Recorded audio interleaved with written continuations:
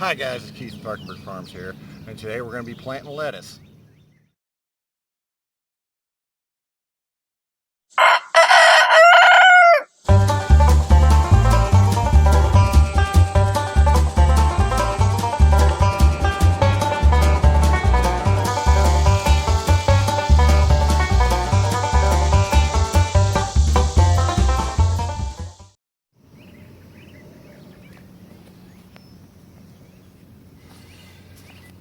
Normally wouldn't be planting lettuce this time of day.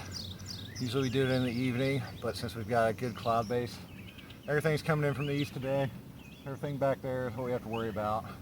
We're going to pop the trays, plant them, then cover with shade cloth. Got our trays, Salanova, green leaf, red butter, green butter. About 75% green, 25% the rest. This right here is about 3 weeks, almost 4 weeks old. It's been hardened off outside for a week. Pop the trays, stick, point it on the end. Just go through and start pushing them.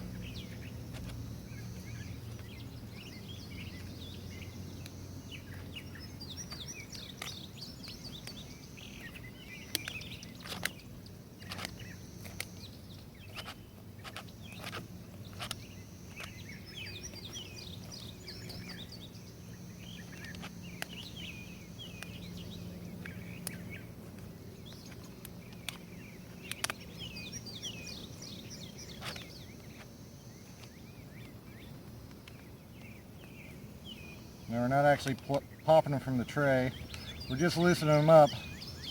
So as we go to lay out, I can just grab them directly out of the tray and go.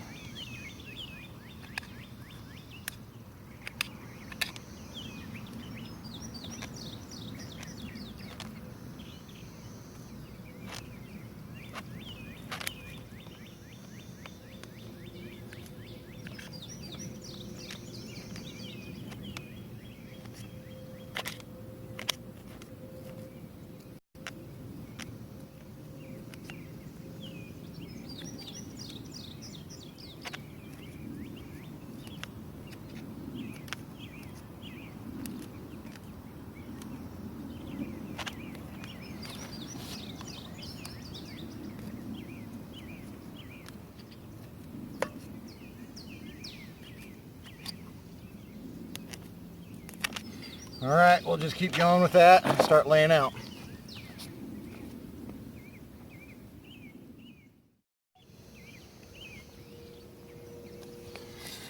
Alright, I forgot to mention this bed's already been prepped.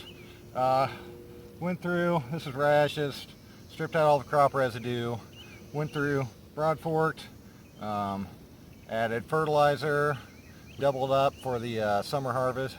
Right now it's about the first couple weeks of June, so it's going to be harvested the first couple weeks of July, which are the hottest times of year when lettuce has the most struggles. Let's see, broad fork fertilizer, and then we did compost. For this we use 40-foot row, 15 gallons of compost for the second round. Anytime we initially make the beds, we use 6 buckets, which is 6 and 5, 30 gallons of compost. But from here, we just lay them all out, and then afterwards I'll go back through and transplant.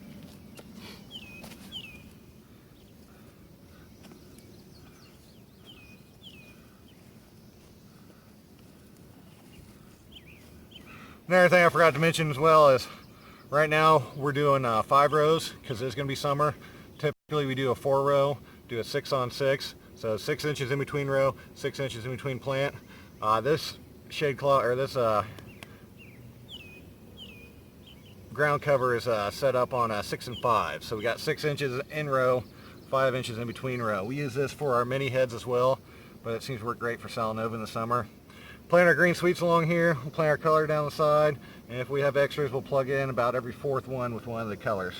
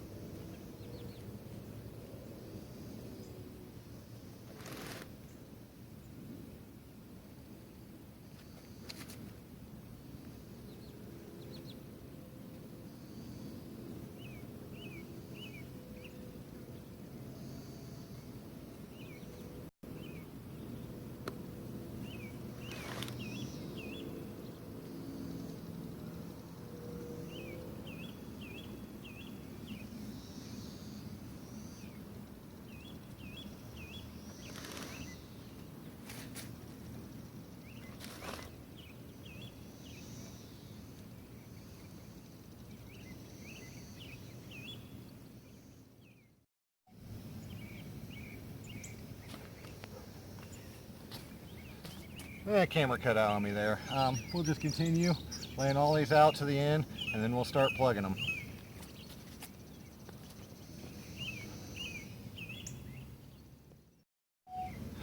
Alright, I just wanted to show you what our plugs look like right now. It's got a nice developed root system. Where is it? Not really root bound on the bottom. Good sturdy top. That's ideally what we're looking for. We got an irrigation manifold remover. It's from either Dripworks or Rainbird. Perfect size. Wrap some tape around it because it's got a bunch of knurls on the end that grab too much dirt. Plug down to there and go. On your marks, get set, go.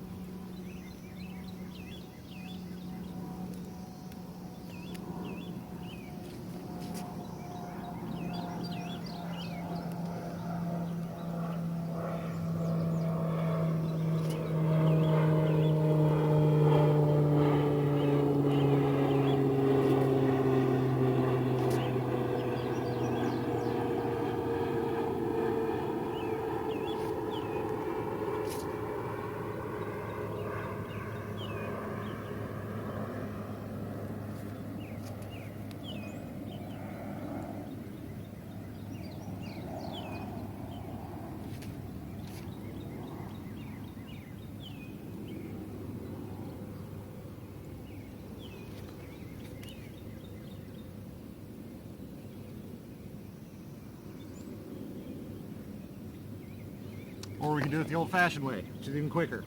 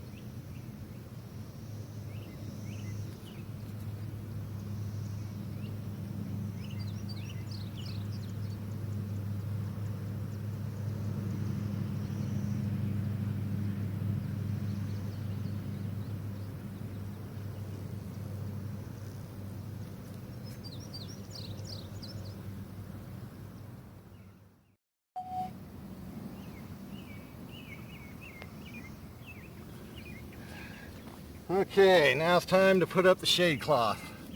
Got 5-foot hoops made out of number 9 fence wire. It's galvanized. Some's galvanized, some's not. Doesn't particularly matter. Start off with, put one right at the end, straight up and down. Second one at the end through the same holes I just poked in the fabric, back at an angle. That one back at an angle will allow the net to tension behind it and stay stiff. When I go down the line, put them about every 10 foot or so.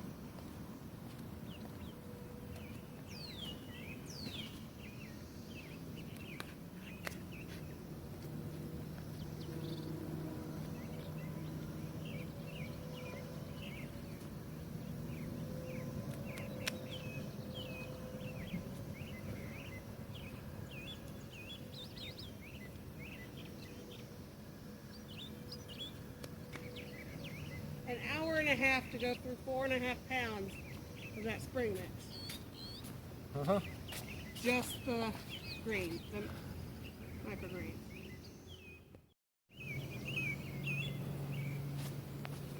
All right, now for the shade cloth. Using 30%, 6 foot wide, about 50 foot long. Each end, gather up a bunch. Made some staples out of the same wire as I made the fence out of, or the hoops out of. Loop it under once, twice. Put it down at the end.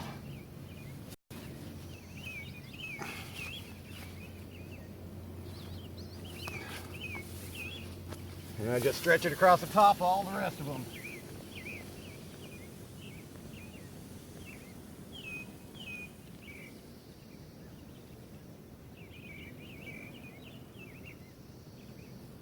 Pull it tight.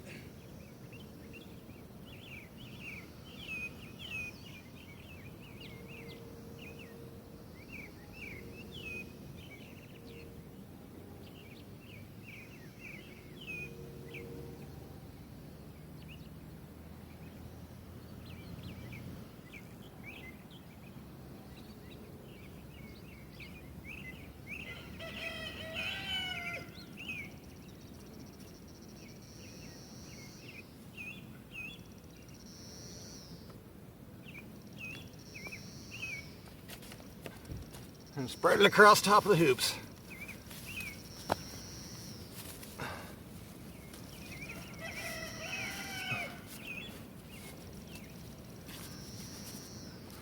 Having the hoop on the end that's slanted back puts tension on it, holds it down pretty good, but I'll still go through, use landscape fabric staples and staple it every hoop in the center on both sides.